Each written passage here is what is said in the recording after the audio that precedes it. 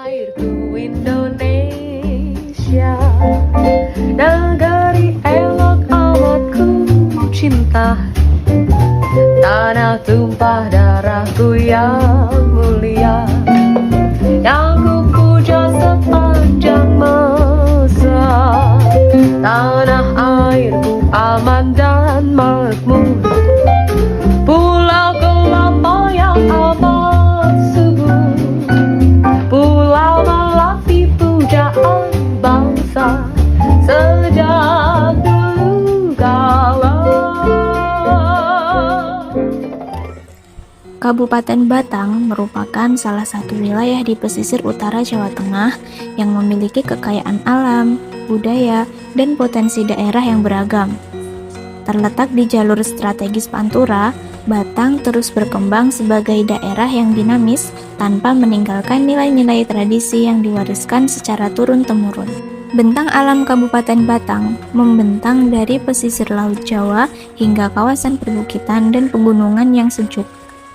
Keindahan alam serta kehidupan masyarakatnya yang masih menjunjung tinggi kearifan lokal menjadikan Batang memiliki karakter yang khas dan berdaya tarik tersendiri. Selain alam dan budaya, Kabupaten Batang juga dikenal melalui kekayaan kuliner tradisionalnya. Salah satu kuliner khas yang telah menjadi identitas daerah adalah serabi Kalibeluk, jajanan tradisional yang berasal dari desa Kalibeluk dan diwariskan secara turun-temurun oleh masyarakat setempat. Serabi Kalibeluk memiliki keunikan dibandingkan serabi pada umumnya. Ukurannya cenderung lebih besar dan tebal. Ukuran besar ini bukan tanpa alasan, melainkan dihasilkan dari teknik memasak tradisional yang masih dipertahankan hingga kini. Keunikan lain dari serabi Kalibeluk terletak pada bahan dasarnya. Serabi ini dibuat dari tepung beras, bukan tepung gandum seperti serabi pada umumnya. Iki riyene kalau rungu-rungu saking Mbah Endang Wiranti kan seperti itu. Endang apa Wiranti? Mana kaya apa Babat alas sampai itu ibu. Iya. Berarti ibu generasi kami pinter iki. Tiga. Oh kami tiga. Berarti tasik kamu ibu. Tasik cekat kalian. Endang Wiranti iki kaya ngono kuwi bagus. Anak bagus serabi sing nggih. Lan aku kan iki sing wae sing gawe aku dhewe. Menurut narasumber yang kami temui, asal-usul terkenalnya serabi Kalibeluk berhubungan dengan legenda Nyi Rantamsari dari desa Kalisalah yang dahulu dipinang oleh Sultan Hanyokrokusumo dari Kesultanan Mataram melalui Tumenggung Baurekso. Namun, di tengah jalan ketika Tumenggung Baurekso bertemu dengan Nyi Rantamsari, ia terpana oleh kecantikan Nyi Rantamsari sehingga jatuh cinta kepada Nyi Rantamsari. Untuk menyiasati perasaan tersebut dan mengakalinya dengan mengganti wanita lain bernama Endang Wiranti dari desa Kalibeluk, putri dari Randinem, penjual serabi di desa Kalibeluk.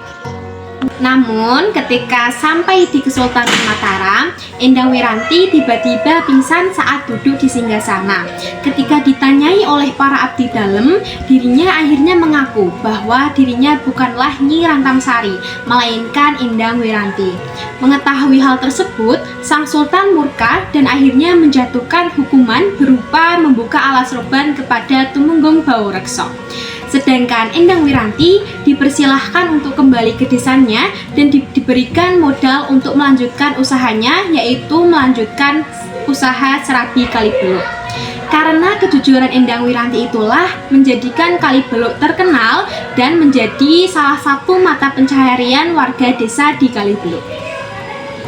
Tetap sak kelas serabi. Oh, sak kelas serabi. Pokoknya diadat kelas ampun. Karena ini serabi kan ora iso disating enjang-enjang sih. Kedasuk dinten kelas. Aku kencing sampai mangke jam salah nek karo tiap atas itu temen. Adane do teng kamu aku kabeh. Iki berarti berarti bisa diting pasar. Mangke lah nek pun mboten enten tiyang mriki. Entas tiyang mriki yo kelas temen kelas mriki.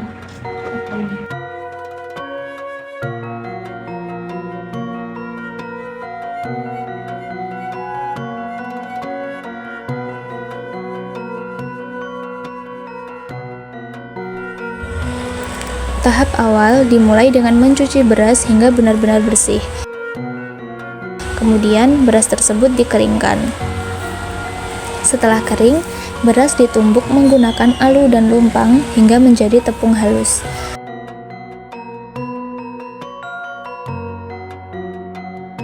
Tepung hasil tumbukan kemudian disaring untuk memastikan hanya bagian yang benar-benar halus yang digunakan.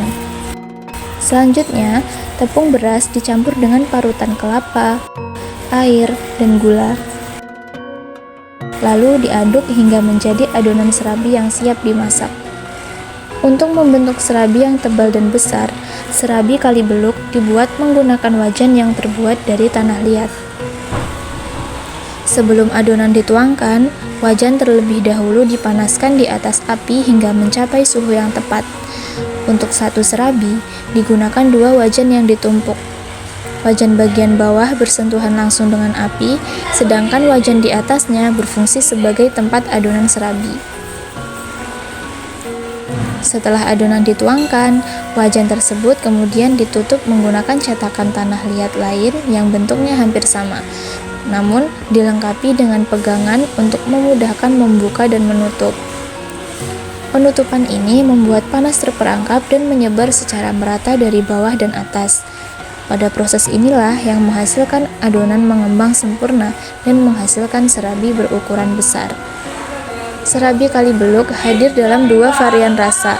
Varian original menawarkan rasa gurih khas dari kelapa, sementara varian coklat dibuat dengan tambahan gula aren yang memberikan rasa manis alami, warna lebih gelap, serta aroma yang khas.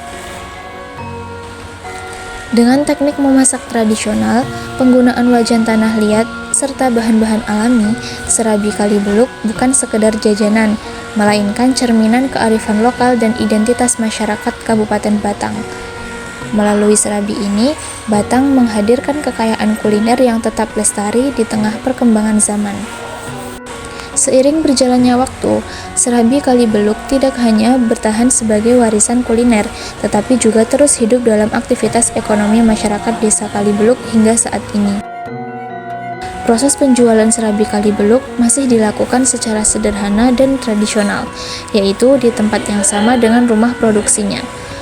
Para pembeli biasanya datang langsung ke rumah para pembuat serabi untuk membeli serabi yang masih hangat dan baru matang. Meskipun pembuat serabi di desa Kali Beluk tergolong banyak, serabi yang dijual di setiap rumah produksi hampir selalu habis.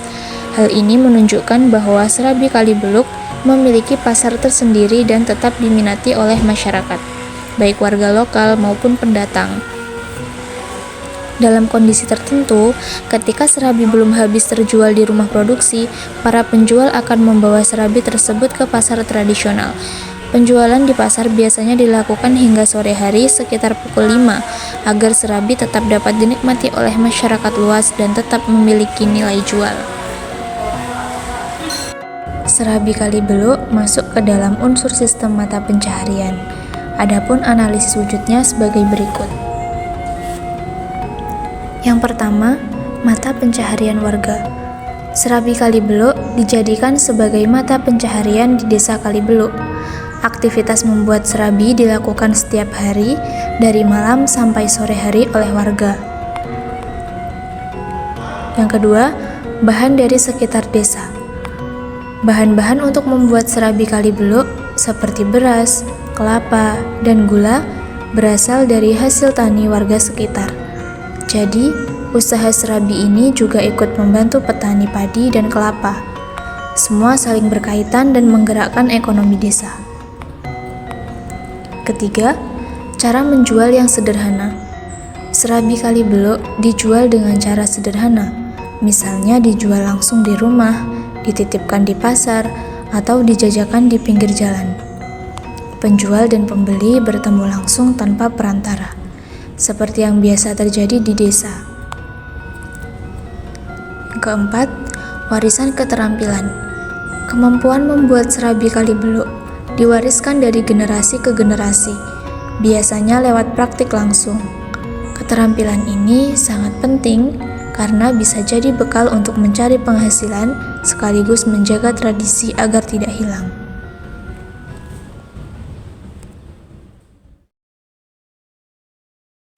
Bangun pemudi-pemuda Indonesia, tangan bajumu sing-sing